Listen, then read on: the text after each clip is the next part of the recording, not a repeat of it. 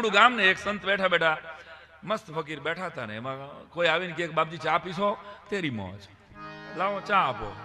બીજી વાર કોક આવે, બાપજી ચા પીશો, તેરી મોજ, લાવ બીજી વાર ચા પીધી.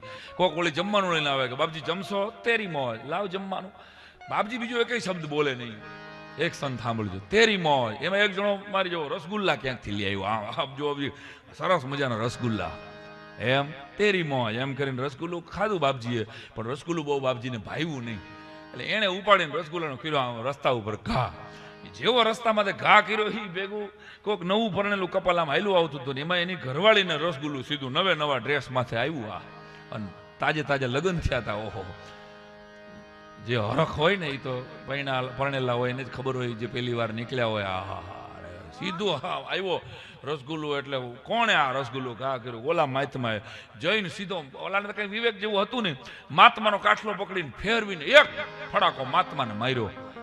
મારી ઘરવાળી ઉપર રસગુલ્લાનો ઘા કરે છે કે ખબર નથી પડતી? તું ગમે એ હોય કે આટલું થયું ને ટોળું ભેગું થઈ ગયું. તો માતમાએ ઝાપટ ખાધા પછી એટલું જ બોલ્યો, તેરી મોજ. રસગુલ્લું લેતી વખતે તેરી મોજ હતું, ઘા કરતી વખતે તેરી મોજ હતું. સાંભળજો,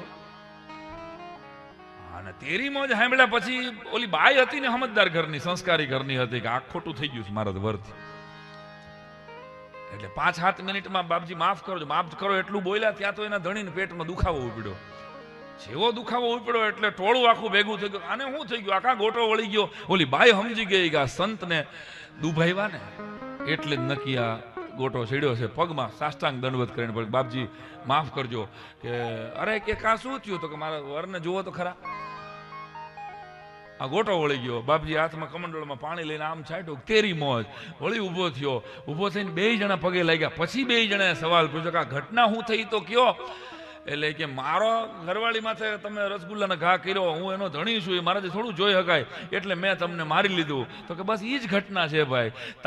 તું એનો ધણી છો ને તારાથી ન જોવાય તો મારા ધણીથી ક્યાંથી જોવાય કે મને કોઈ મારી જાય? મારો ધણી છે ને એ થોડો જોઈ શકે એટલે તને ગોટો વાળી દીધો. આ તો બેટા રહી ગયો, અહીંયા હતો હું, નકર સીધો અહીંયા પૂરું થઈ જાય. રાશન કાર્ડ તારું આગળ ન વધે.